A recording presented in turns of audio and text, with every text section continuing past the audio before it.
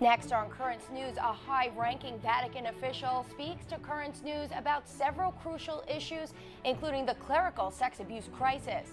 Several twists and turns in the Kavanaugh Confirmation chaos, including a vote promised for this week.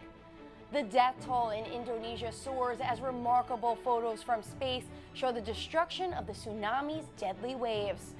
Plus, a New York postal carrier is accused of stealing checks worth tens of thousands of dollars. The news starts right now.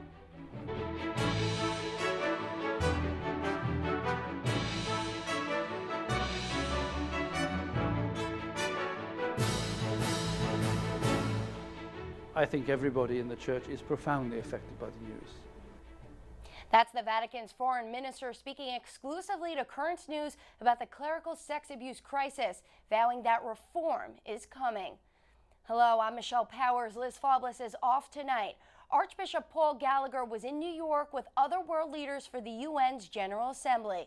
Last night, before he returned to Rome, he spoke with Currents News' Katie Anguser about several topics, including overcoming the sexual abuse crisis. I have a feeling that this moment is, in fact, the beginning of the real reform.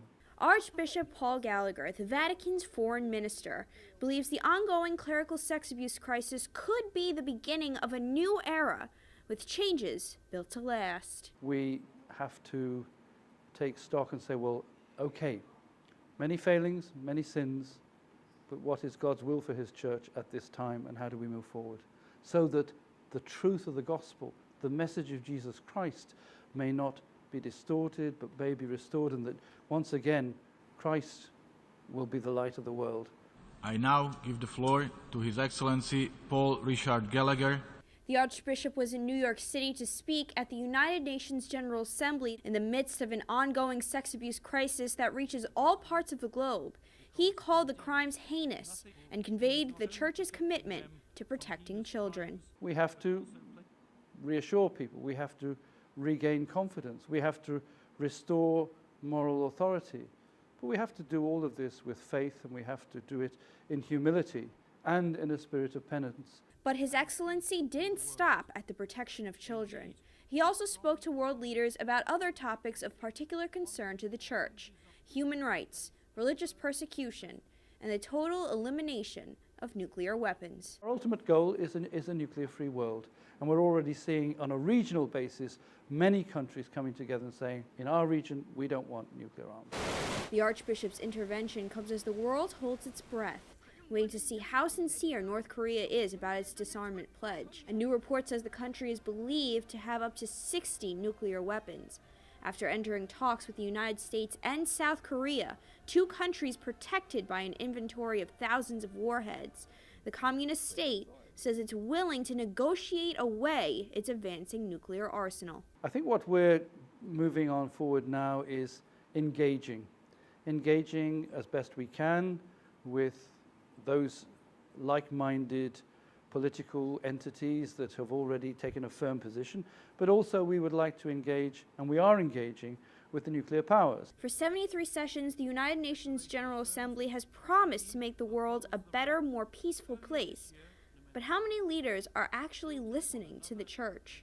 The teaching of the Church is not something that changes with the government. It's not something that changes because there's an election down the road. We try to base what we say to the international community on basic principles. Archbishop Gallagher thinks many do, because the Church's opinion can stand up against politics. On the Upper East Side, Katie Anguser, Currents News. The FBI investigation of Judge Brett Kavanaugh is facing a deadline. The White House wants it all wrapped up this week, and Mitch McConnell is vowing a Senate vote.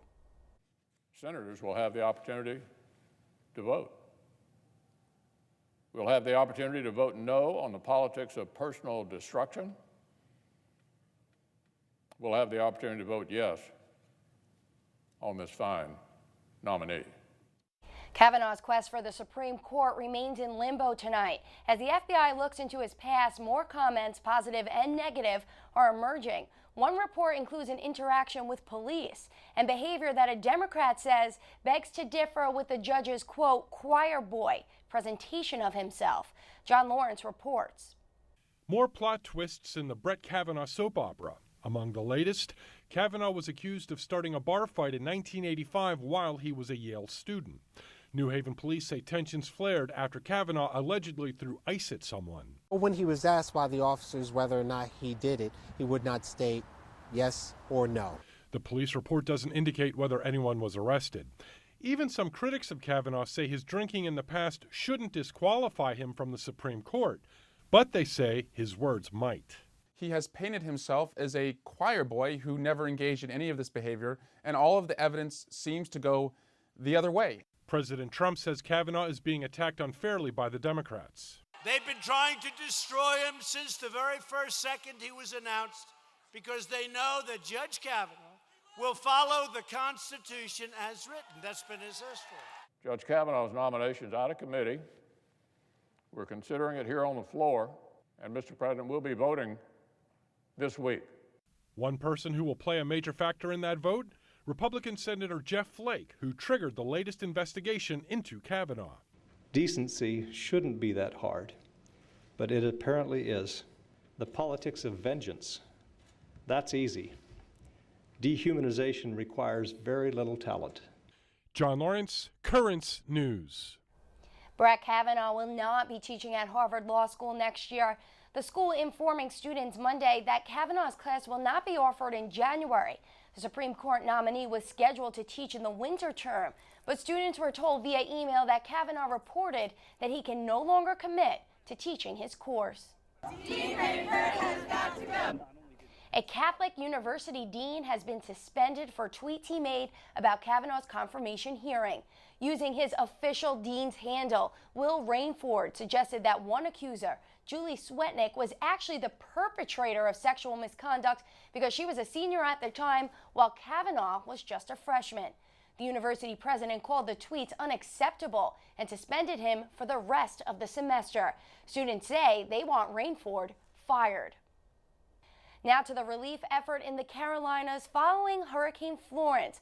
A Catholic organization is spearheading a donation drive to help victims. Currents News' Tim Harfman is here to tell us more. Michelle, the Knights of Columbus are known for their dedication to service, and councils in the Bath Beach neighborhood of Brooklyn collected thousands of dollars of supplies to help victims hundreds of miles away. I caught up with them before they left for North Carolina. For these Knights of Columbus, helping with hurricane relief in the Carolinas is essential after what New York City faced in 2012. It means a lot to us because when Sandy hit here, a lot of people helped us. Now they're paying the good deed forward. The Catholic organization is known for its ceremonial hats and swords. Most importantly, the Knights are renowned for helping others.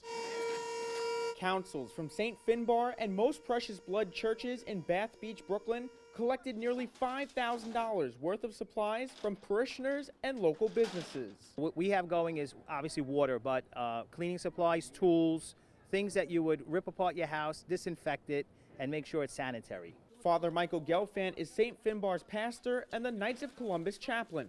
He and other Knights are driving over 500 miles along the coast from Brooklyn to New Bern, North Carolina, an area where hundreds of residents are still displaced after the storm. The donated supplies are being provided to local Knights to be given away. Members from the Bensonhurst Volunteer Ambulance are also making the journey to drop off supplies in Pollexville, North Carolina, about 20 miles west of New Bern. We have turnout gear for the firefighters. We also have medical supplies that we're going to give to the ambulance corps. So pediatric kit, oxygen supplies, in case somebody has any difficulty breathing, they're going to be able to respond to that type of emergency. Though they realize there's a lot more work to do, the Knights hope this small effort will have a huge impact. And if this could make 2 people somewhere in North Carolina better, I did a lot. You know, if everybody thinks on the same lines of just helping 1 or 2 people down there, it's a home run. Over 760 tons of debris were removed in the first week of relief efforts, according to the City of New Bern's Twitter page. It's great that the Brooklyn Knights are doing this, but what can other people do to help? They can donate directly to Catholic Charities USA by calling 800-919-9338 or go online to catholiccharitiesusa.org. Great job by the Knights. I hope other people donate. Also tonight, there will be no extension to the state of California statute of limitations. Democratic Governor Jerry Brown vetoed a proposed measure that would have allowed childhood sexual abuse survivors to file claims until they are 40 years old. It would have also allowed those with repressed memories of abuse to sue within 5 years of realizing the cause of their trauma. The Department of Homeland Security is coming under fire tonight. A new report finds the agency wasn't prepared for President Trump's zero-tolerance policy that led to thousands of family separations along the Mexican border. Natasha Chen reports. In June, images of children separated from their parents at the border haunted both public and elected officials.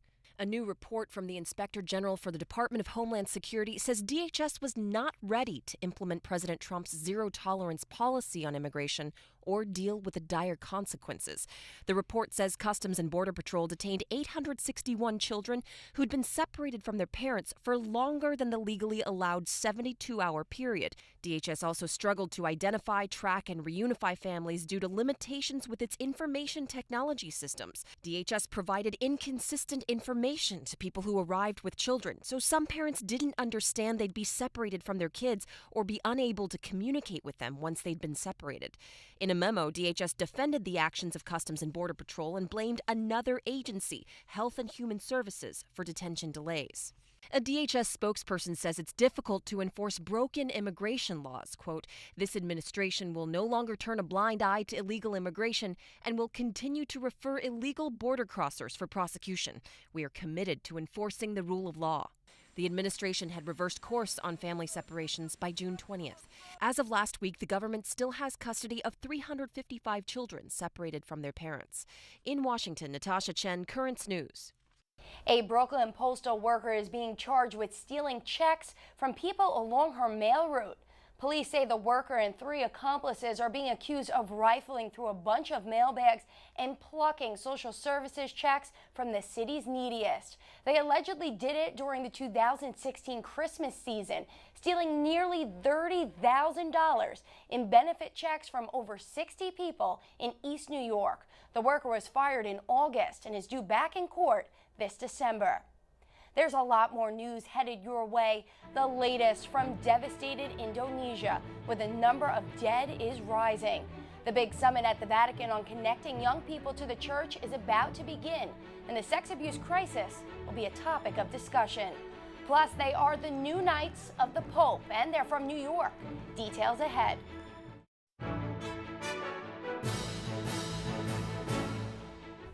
The death toll in Indonesia stands at 1,200 and is expected to rise days after an earthquake and tsunami caused widespread destruction.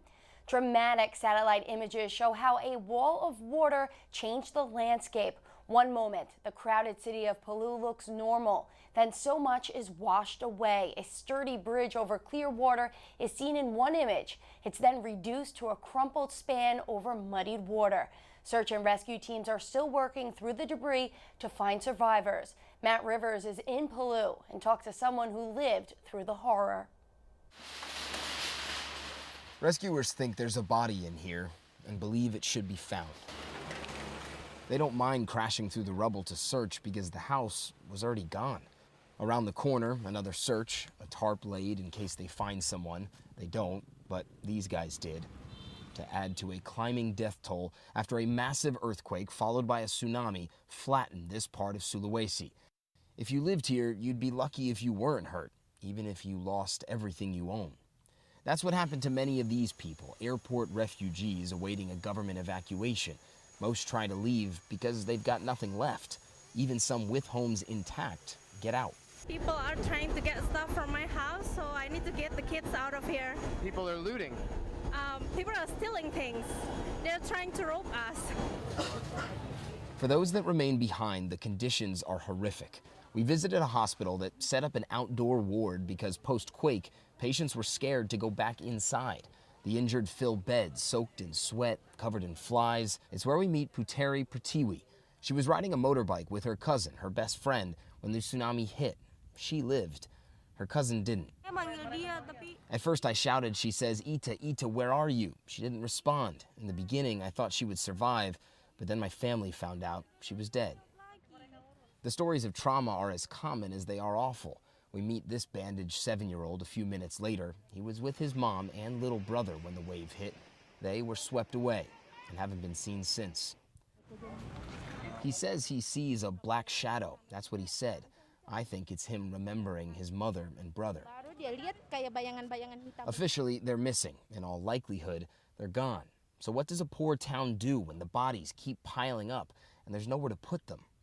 This town is so inundated with death that the morgue is completely overwhelmed. The only space left for many of the bodies is here in the parking lot outside the emergency room. Some of these have been outside exposed for 3 days now. 130 remain. The only solution to prevent the spread of disease is to strip the dignity of a proper goodbye.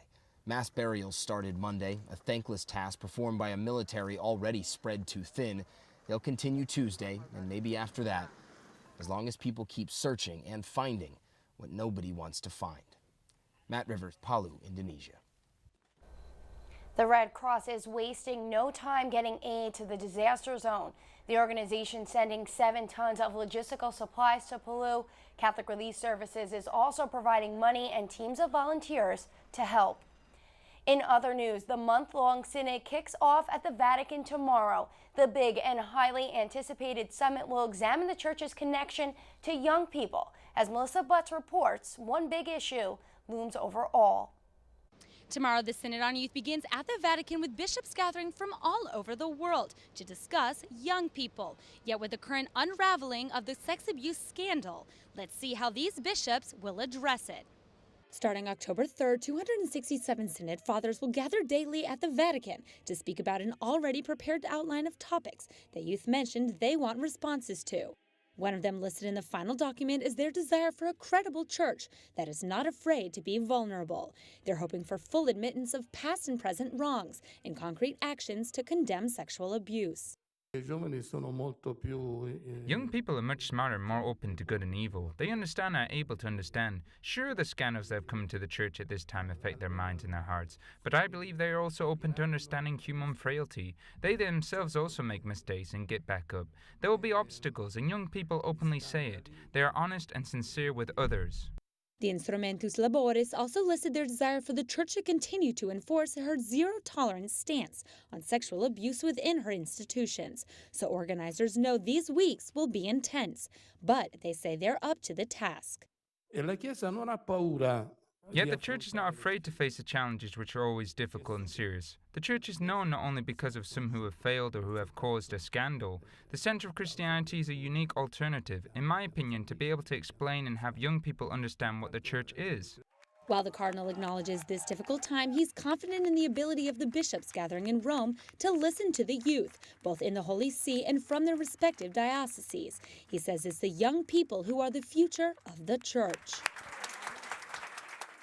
While the Vatican is anxiously preparing for the Synod to begin, youth from all over are gathering here to hopefully get the answers and actions they've been demanding. At the Vatican, Melissa Butts, Currents News. With the Youth Summit set to open, Catholic women are raising their voices, saying they need to become nuisances. Faith and culture correspondent for Crux, Claire Jean-Gravé, joins us now. Claire, the women gathered in Rome yesterday for an important conference, and you were there. Who are they, and what are the big issues that are motivating them to become so-called nuisances? Well, the organization is called Women Speak, and it includes a wide variety of women, some of them working from inside the Vatican and some of them working from without. Whether they choose to storm the castle from the outside, trying to advocate for women's ordinations or certain changes on sexuality from the doctrine of the church, or whether they're trying to make sure that women religious are treated with more respect and that there are spaces for women in the Catholic hierarchy to have their voices heard. In any case, these women united together in Rome, and Crux was there to cover it. Claire, how will the Summit on Youth Vocations that starts tomorrow and the church address the clerical sex abuse crisis and female exclusion from the church?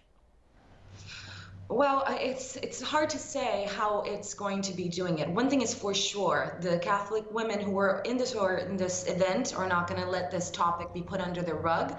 They're going to be doing a sit-in tomorrow where they're going to protest in front of the Vatican, and they're going to be contacting the women who instead will get a say or even a tiny marginal voice at the event to make sure that their concerns are heard.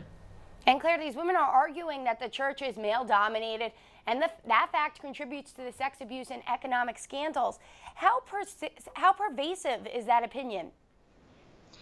Well, it's many times we've spoken to priests who have said that perhaps it would have been better if women were in the room when certain conversations concerning abuse were taking place. And that's definitely the position that many women at this event hold and believe to be true. Women need to be there not just at a parish level, in the sense that they need to be able to go up to their bishops, bring up issues concerning abuse and all other such instances, but they also need to have a voice at the big table with the adults, with the big guys. And that also includes the C9, the Council of Cardinals, which Pope Francis has created, where he puts 9 of his most loyal cardinals together without one single female voice being heard. Yeah, that's so true. But there's a lot facing the bishops as they gather at the Vatican this upcoming month. What accomplishments would be necessary to achieve so that the synod could be declared a success, in your opinion? Well, in my opinion, a synod can never be a success, because for all of us who are covering this very complicated event that has a choir of different voices, you realize that what makes happy one side makes very unhappy another. And one thing is for certain, this is the kind of situation where, perhaps more than in the past, the synod is particularly polarized, and there are concerns both on more conservative fronts and on more progressive fronts, like the one that these women represent, that this synod will not make anyone happy. So we'll have to just watch and see, Michelle. Claire, thank you so much, and we'll look forward to talking to you for the rest of the month. Thank you. 250,000 Amazon employees are getting a raise. The company announced today, starting November 1st, all full-time, part-time, and temporary U.S. workers will be paid a minimum of $15 per hour. Amazon CEO Jeff Bezos says he's encouraging competitors and other large companies to do the same. Still to come on Current News, why this Jewish couple is making Catholic Church history after the break.